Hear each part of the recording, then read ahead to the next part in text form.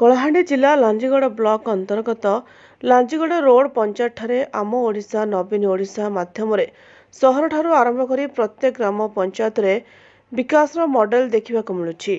ଆଜି ଅବସରରେ ଲାଞ୍ଜିଗଡ଼ ବ୍ଲକ ଅନ୍ତର୍ଗତ ଲାଞ୍ଜିଗଡ଼ ରୋଡ ପଞ୍ଚାୟତ ପରିସରରେ ସରପଞ୍ଚ ମମତା ସବର ସଭାପତିତ୍ୱରେ ଅନୁଷ୍ଠିତ କାର୍ଯ୍ୟକ୍ରମରେ ମୁଖ୍ୟ ଅତିଥି ଭାବେ କଳାହାଣ୍ଡି ସ୍ୱତନ୍ତ୍ର ଉନ୍ନୟନ ପରିଷଦ ଅଧ୍ୟକ୍ଷ ଶିବାଜୀ ମାଝୀ ଯୋଗଦେଇ କାର୍ଯ୍ୟକ୍ରମ ଉଦ୍ଘାଟନ କରିଥିବା ବେଳେ ମୁଖ୍ୟ ବକ୍ତା ଭାବେ ସହକାରୀ ନିର୍ବାହୀ ଯନ୍ତ୍ରୀ ସାଲ୍କ ହେମ୍ରମ ଯୋଗଦେଇ ରାଜ୍ୟ ସରକାରଙ୍କ ବିଭିନ୍ନ ଯୋଜନା ଗୁଡ଼ିକର ରୂପାନ୍ତରିତକରଣ ବିଷୟରେ ମାର୍ଗଦର୍ଶନ ଦେଇଥିଲେ।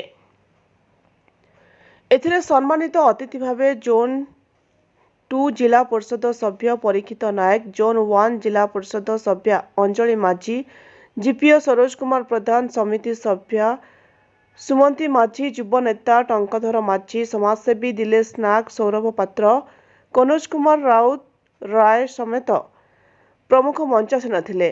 एथिरे विभिन्न विभाग पक्षरु आकर्षणीय स्टल मान खोला जाई राज्य सरकारक लोकाभिमुखी योजना गुड़िकर सचेतनता करा जायथिला।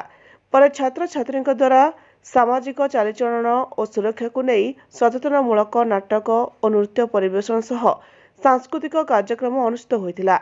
कार्यनिर्वाही अधिकारी डंबरुधर सेनापति तत्वावधान अनुष्ठित कार्यक्रम को सांबादिक गोपाल दास महानंद मंच परिचालना करथिबा बेले नेतृत्व में समस्त गाँ साथी एमबीके सीआरपी अंगनवाड़ी कर्मी आशाकर्मी तथा पंचायतवासी उपस्थित रही विशेष सहयोग करथिले।